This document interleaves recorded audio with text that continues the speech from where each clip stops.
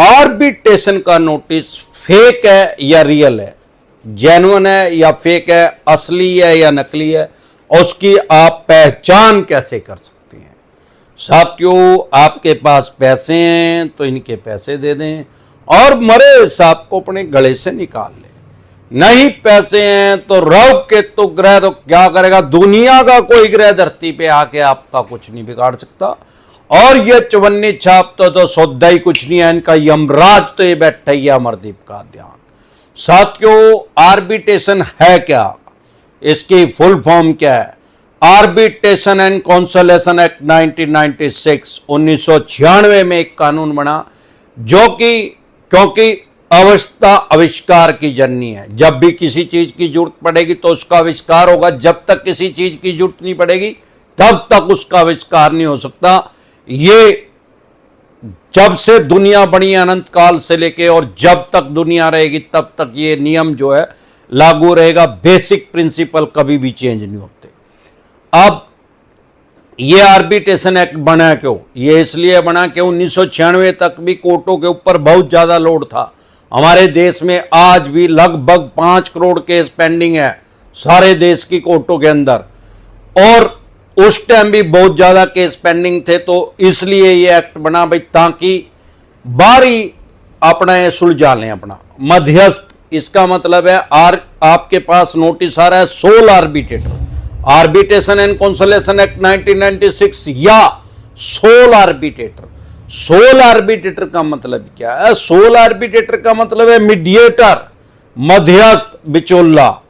Soul arbitrator अगर आपके पास लिखा आ रहा है तो आप उससे डरे घबराए नहीं। हमारे देश में किसी भी जज का नाम सोल आर्बिट्रेटर नहीं है, किसी भी जज का नाम आर्बिट्रेटर नहीं है। ये बैंक और एनबीएफसी कंपनी के ऑफिसर हैं जिनका नाम आर्बिट्रेटर है। अब ये आर्बिट्रेशन एंड कॉन्सोलेशन एक्ट आपके ऊपर इंप्लीमेंट कैसे होता है, लागू कैसे होता है? जब आपने लोन लिया था तो आपने एक एग्रीमेंट किया था। उस एग्रीमेंट के अंदर 50 तरह की टर्म कंडीशन लिखी हुई थी। उसके अंदर एक ही क्लोज भी था, भाई अगर आपने पैसे नहीं दिए तो आपकी आर्बिट्रेशन की प्रक्रिया की जाएगी। तब आपने वो पढ़ा नहीं। अब बहुत से आदमी कहते हैं कि सर मैंने तो ऑनलाइन लोन लिया। अरे ऑनलाइन लोन लिया था तो अप्रूवल दी थी यार, ओके किया था, एग्री किया था उसको कि भाई मैं आर्बिट्रेशन को मानूंगा। अब आप उससे ना नहीं कर सकते। अब बचाव का तरीका क्या है? हमारे देश में वर्ल्ड की सबसे बड़ी डेमोक्रेसी है। ये डेमोक्रेसी की ब्यूटी है, लोकतंत्र की सुंदरता है ये, कि आम आदमी के पास जितने राइट्स हैं उतने ही भीख मांगने वाले के पास हैं। जो सड़क पे भीख मांग रहा है उसके पास भी उतने ही अधिकार हैं। कानून ने उसको उतना ही अधिकार दिया और अमरदीप का अध्ययन को उतना दिया, आपको भी उतना दिया। और जितना बड़े पद पे है कोई आदमी उसके पास भी कानून ने उतने ही राइट्स दिए, उसको उतने ही अधिकार दिए। उसके पास किसी बड़े पद पे होने से ऐसा नहीं है कि वो क्राइम कर सकता है, अपराध कर सकता है, उसके पास कुछ अलग से राइट्स आ जाएंगे। अब आर्बिट्रेशन एंड कॉन्सोलेशन एक्ट कब लागू करते हैं?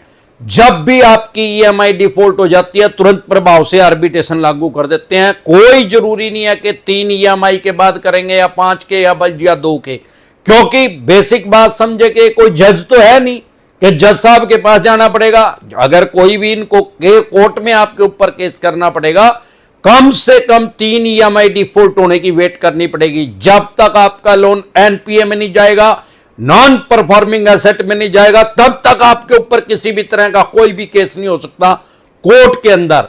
लेकिन क्योंकि ये कोर्ट का नाम नहीं है, आर्बिट्रेटर जज का नाम नहीं है, ये बैंक एनबीएफसी कंपनी के ऑफिसर हैं, तो ये आर्बिट्रेशन की प्रक्रिया को कभी भी स्टार्ट कर सकते हैं। इसमें कोई गाइडलाइंस नहीं है, कोई बाउंडेशन नहीं है, इनकी मर्जी है कब करेंगे। और क्रेडिट कार्ड में तो हमेशा ही करते हैं, क्योंकि क्रेडिट कार्ड में आपने चेक तो दे नहीं रखा है, इनको तो चेक बाउंस हो नहीं सकता। ईसीएस आपने लगा नहीं रखा तो ईसीएस बाउंस नहीं हो सकता। तो इनके पास पैसा रिकवर करने का क्या तरीका है? आपको साइकोलॉजिकल प्रेशर में कानूनी रूप से लेने का क्या तरीका है? सिर्फ और सिर्फ एक हथियार है इनके पास, आर्बिट्रेटर। क्योंकि आर्बिट्रेटर के पास इतने राइट्स हैं, इतने अधिकार हैं 3 तरह के। सबसे पहले तो वो आपके घर के सामान को टैच करने के ऑर्डर दे सकता है अगर आपने उसकी बात का जवाब नहीं दिया। वो आपके पास नोटिस भेज रहा है, आप उसको इग्नोर कर रहे हैं, बार बार इग्नोर कर रहे हैं, तो वो वन साइड डिसीजन दे देगा। उसको कानून की भाषा में अवॉर्ड बोलते हैं। जानबूझ के पब्लिक को पागल बनाया जा रहा है, आम और खास आदमी को। आप दिल्ली रहते हैं, फॉर एग्जांपल आपकी आर्बिट्रेशन की प्रक्रिया को चेन्नई कर दिया जाएगा। चेन्नई रहते हैं तो दिल्ली जानबूझ के 2-3 हजार किलोमीटर आपके घर से दूर कर दिया जाएगा ताकि आप उसको टेंड ही ना कर सको। अब जब आपने उसको टेंड नहीं किया तो ये वन साइड कर देंगे उसको। अब दिक्कत कहां आ रही है, लोग उसमें ऑब्जेक्शन क्रिएट नहीं कर रहे, भाई आप इसको वहां क्यों कर रहे हो, मैं दिल्ली रहता हूं, आप चेन्नई क्यों कर रहे हो। अगर आप ऑब्जेक्शन क्रिएट नहीं कर रहे तो इट मींस ये मान लिया जाएगा कि आप एग्री, आपको कोई इतराज नहीं, आप दिल्ली रहते हैं, भले ही ये चेन्नई कर ले। यही कारण है कि पब्लिक जो है, आम आदमी जो है वो अवेयर नहीं है, जागरूक नहीं है। जो अमरदीप कादियान के साथ जुड़ गया उसको तो बैंकिंग का ए से लेके जेड तक पता लग गया है। जब से हमारे देश में बैंकिंग का जन्म हुआ है 1841 से सबसे पहला बैंक बना जिसका नाम था बैंक ऑफ मद्रास। ब्रिटिश काल में, जैसे कि नाम से ही पता लग रहा है मद्रास, मद्रास के अंदर होगा, लेकिन आज की डेट में इसको चेन्नई बोलते हैं। पहले इसका नाम मद्रास था, अभी इसको चेंज करके चेन्नई कर दिया गया है। तो सबसे पहला बैंक हमारे देश में 1841 में बना जिसका नाम था बैंक ऑफ मद्रास। बाद में इसका नाम चेंज करके रख दिया गया इंपीरियल बैंक ऑफ इंडिया, और आज की डेट में भी यह बैंक हमारे देश में काम कर रहा है एसबीआई के नाम से, स्टेट बैंक ऑफ इंडिया के नाम से। हमारे देश में 183 साल हो गए हैं बैंकिंग होते हुए। जो भी उसमें अमेंडमेंट हुए हैं, बदलाव हुए हैं आज तक, वो सभी अमरदीप कादियान के माइंड में सेव है, यानी खोपड़े के अंदर। मेरा साला इसको खोपड़ा कहता है, इस खोपड़े के अंदर सब सेव। और जब तक हरिद्वार जाऊंगा तब तक जो भी अमेंडमेंट होंगे, जो भी बदलाव होंगे इस कानून में, लोन से रिलेटेड जो भी अमेंडमेंट हो गए, वो सभी खोपड़े के अंदर सेव करके आम और खास आदमी को बताता और समझाता रहूंगा। जो भी हमारी साथ यूट्यूब पे जुड़ता है या अन्य किसी भी ऐप पे जुड़ता है, हमारी 3000 से भी ज्यादा वीडियो डल चुकी हैं लोन से रिलेटेड। डिसेंट एडवाइस चैनल हमारा यूट्यूब पे, अगर उसको वीडियो को कोई 5वीं क्लास का बच्चा, 5th स्टैंडर्ड का बच्चा भी देखेगा, उसको भी लोन से रिलेटेड जो भी लॉ है, जो भी कानून है, उसको समझ में आ जाएगा, क्योंकि हमने उसको इतना आसान बना दिया है, आम और खास आदमी के समझ में आ जाता है। अब सवाल यह आता है कि भाई ये एक तो आपके घर का सामान अटैच करने के ऑर्डर दे सकता है, जो भी आपकी मूवेबल प्रॉपर्टी है उसको अटैच करने के ऑर्डर दे सकता है।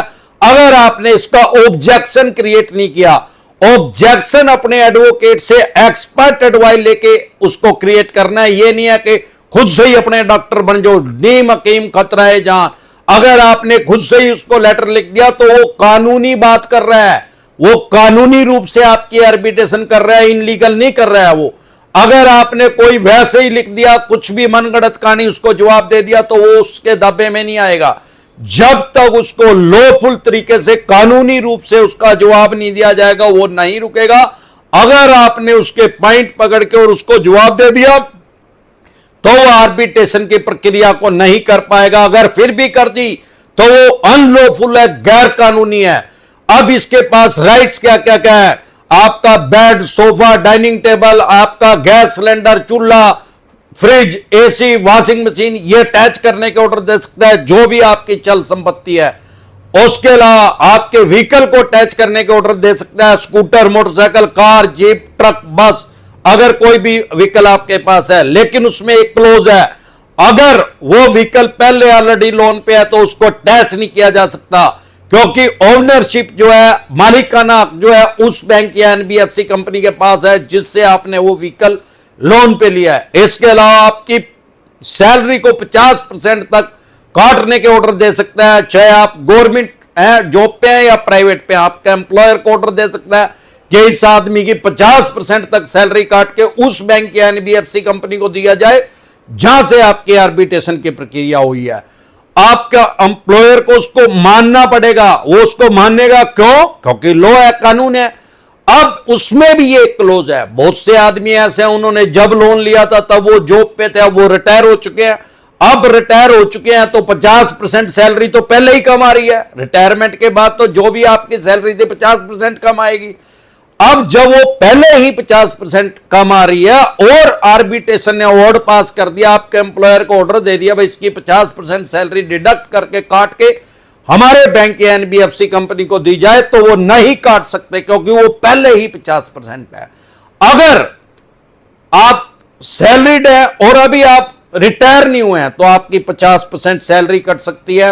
इन बातों को मद्देनजर रखते हुए तुरंत प्रभाव से इसका जवाब दें, तो ये कुछ भी नहीं कर पाएंगे, सुई भी नहीं उठा पाएंगे आपके घर से। अब सवाल यह आता है कि बहुत से आदमियों को आर्बिट्रेशन के नोटिस का ही नहीं पता, वो उसको यही नहीं पता कि असली है कि नकली है। भाई 99% नोटिस जो है आपके पास फेक आते हैं, डुप्लीकेट आते हैं, चवन्नी छाप खुद से एडिट करके भेज देते हैं। जब भी कोई नोटिस आए, फेक नोटिस डिसेंटेड वाइल के वीडियो देखें, आपको पता लग जाएगा कि ये नोटिस फेक है कि डुप्लीकेट है कि जेन्युइन है। इसके अलावा आर्बिट्रेशन के नोटिस की क्या पहचान है? बहुत से कमेंट हमारे पास आ रहे हैं कि सर आर्बिट्रेशन का तो नोटिस आ गया, सत्यमेव जयते की मोहर नहीं लग रही उसके ऊपर, भारत सरकार की मोहर नहीं लग रही। अरे भाई, सत्यमेव जयते की मोहर सिर्फ और सिर्फ समन के ऊपर लगती है। जो कोर्ट से नोटिस आता है उसको कानून की भाषा में समन बोलते हैं। अगर इन्होंने चेक बाउंस का या ईसीएस बाउंस का केस आपके ऊपर कर दिया, तो जब कोर्ट से आपके पास समन आएगा, नोटिस आएगा, तो उसके ऊपर भारत सरकार की सत्यमेव जयते की मोहर लगी होगी, जो आपके नोट के ऊपर लगी हुई है। लेकिन मैं पहले क्लियर कर चुका हूं, बार बार बता रहा हूं, 1000 बार बता रहा हूं, 3000 से ज्यादा बार बता चुका हूं यार, 3000 से ज्यादा वीडियो डल गया कि आर्बिट्रेटर नाम का हमारे देश में कोई जज ही नहीं है। अरे जब वो आदमी जज ही नहीं है तो स्टैंप कहां से आएगी उसके पास भारत सरकार की? तो उसके पास वो स्टैंप भी नहीं है, उसके पास तो अपनी स्टैंप है यार, वो भारत सरकार की स्टैंप नहीं लगा सकता क्योंकि वो आदमी जज ही नहीं है। अब उसकी पहचान क्या है? सबसे पहले तो किस तरीके से आपके पास आर्बिट्रेशन का नोटिस भेज सकता है?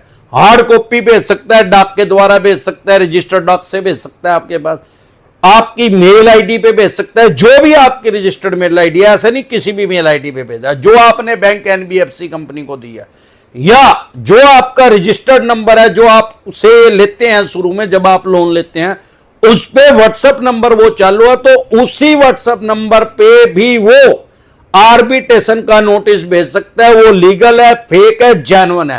कभी भी आर्बिट्रेशन का नोटिस फेक नहीं आता, डुप्लीकेट नहीं आता, लिख के अपनी जेब में डाल लो। क्यों?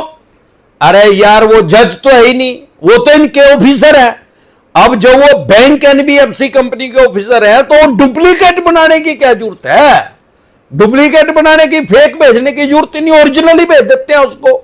तो इसको कभी भी अवॉइड ना करें, कभी भी हल्के में ना लें। अगर आप हल्के में लेंगे तो आप अपने घर के सामान को खो बैठेंगे, अपनी 50% सैलरी को खो बैठेंगे, या जो भी आपका व्हीकल है उसको टैच करवा बैठेंगे। डरे घबराए नहीं, आप अपने एडवोकेट से एक्सपर्ट एडवाइस लेकर उसको ब्रेक करें, रोकें, ऑब्जेक्शन क्रिएट करें, तब वो आपका घर से सुई भी नहीं उठा पाएगा, ना ही आर्बिट्रेशन आपकी हो पाएगी, क्योंकि वो उसका जवाब नहीं दे पाएगा। अगर आपने जो पॉइंट उससे पूछे हैं बिंदुवार उससे जवाब लें कि भाई ऐसे कैसे आप हमारी आर्बिट्रेशन की प्रक्रिया कर रहे हो? आप तो, हम दिल्ली बैठे हैं, आप चेन्नई हो, हम चेन्नई लोन लेने गए थे क्या भाई साहब? दिल्ली लिया था, और चेन्नई रहते हैं तो दिल्ली कर रहे हैं, कलकत्ता रहते हैं तो श्रीनगर कर रहे हैं, श्रीनगर रहते हैं तो जयपुर कर रहे हैं। अरे यार, एक उत्तर दिशा है, एक दक्षिण दिशा है, एक इस कोने में है देश के, एक उस कोने में है। बेवकूफ बनाने की, पागल बनाने की स्कीम है इनकी। लेकिन दिक्कत यह है कि जब तक आप ऑब्जेक्शन क्रिएट नहीं करेंगे तो भाई फिर तो हो गई। अरे ये जो भी आज 40-50 साल का आदमी है उसके यहां पे इंजेक्शन लगा हुआ है, किस चीज का? पोलियो का। अब तो नहीं पोलियो का इंजेक्शन लगता, क्यों? अरे पोलियो है ही नहीं यार, सरकार ने खत्म कर दिया, दवाई पिला दी। हमारी उम्र के जो भी आदमी है, औरत है, उनमें बहुत से आदमियों को पोलियो है, बहुत से औरतों को पोलियो है। आज किसी को पोलियो देखिए है कि आज कोई 5 साल का बच्चा दिखा मेरे को सारे देश के अंदर जिसको पोलियो? क्यों नहीं है? क्योंकि उसकी मेडिसिन आ चुकी है, वो पहले उसको पिला रहे हैं। Prevention better than cure. इसीलिए जैसे आर्बिट्रेशन करेंगे, अरे उसका जवाब दे दे यार, पोलियो की दवाई पिला दे उसको, तो फिर घंटे का आर्बिट्रेशन करेंगे। दिक्कत कहां है? जब तक आप अपने राइट्स नहीं जानेंगे, अधिकार नहीं जानेंगे, तो आपको ऐसे ही दबाया और कुचला जाएगा। हमारे देश में वर्ल्ड की सबसे बड़ी डेमोक्रेसी है, दुनिया का सबसे बड़ा लोकतंत्र है। कोई भी पुलिस वाला आपके घर नहीं आ सकता लोन की ईएमआई डिफॉल्ट होने पे। हमारे देश में पुलिस का काम जो है लॉ एंड ऑर्डर को मेंटेन करना है, कानून व्यवस्था को बनाए रखना है, ना कि किसी भी बैंक या एनबीएफसी कंपनी की रिकवरी करके उसके पैसे दिलवाने का। जब भी पुलिस आएगी आपकी गलती में आएगी। क्यों? वाई ईएमआई डिफॉल्ट होने से कभी पुलिस नहीं आ सकती। आपके 2 लोन डिफॉल्ट हो गए, 5 हो गए या 25 हो गए, डज नॉट मैटर कितने आपके लोन डिफॉल्ट हो गए, क्योंकि वो क्राइम में कंसिडर नहीं होता, अपराध की श्रेणी में नहीं आता। सारे देश के किसी थाने, पुलिस स्टेशन, चौकी में आपकी एफआईआर लॉन्च नहीं हो सकती, आपका पर्चा दर्ज नहीं हो सकता लोन की ईएमआई डिफॉल्ट होने पे। ना ही कोई पुलिस वाला आपके घर आ सकता है, ना कोई पुलिस वाला आपके पास फोन कर सकता है। अगर कोई फोन कर रहा है और अपने आप को पुलिस वाला बता रहा है, 30,000 कोर्ट का एडवोकेट बता रहा है, 100% चवन्नी छाप है, 100% बकवास कर रहा है। ऐसे किसी भी देश में, हमारे देश के किसी भी एडवोकेट के पास ऐसे कोई राइट्स, कोई अधिकार नहीं है कि वो टेलीफोनिकली आपको डराए या धमकाए। वो आपके पास नोटिस इशू कर सकता है, बस, जो उसको कानून ने अधिकार दिए हैं, जिस बैंक एनबीएफसी कंपनी के पास वो काम कर रहा है। और मैं ये समझता हूं कि कोई ऐसा एडवोकेट नहीं है, वो खुद से लॉ को उन्होंने लॉ की हुई है। जो एडवोकेट है यार, वो खुद से समझदार है, उनको पता है अगर ऐसे टेलीफोनिकली किसी को डराएगा तो उसकी एफआईआर दर्ज हो जाएगी, उसका ही पर्चा दर्ज हो जाएगा। ये तो चवन्नी छाप उठाई गिरे, लोगों को एडवोकेट बन के फोन करते हैं, 30,000 कोर्ट के एडवो, आजकल चवन्नी छाप भी उठाई गिरी भी लगा ली है इन्होंने। वो भी अपने आप को सुप्रीम कोर्ट की जज बन के फोन करना शुरू कर दिया लोगों के पास, और क्राइम ब्रांच के इंस्पेक्टर बन के फोन, सब उठाई गिरे चवन्नी छाप है। जब भी कोई ऐसा फोन आए तो गाड़ी ट्रेनिंग डिसेंट एडवाइस लिख के वीडियो देख ले, आपको पता लग जाए करना क्या है।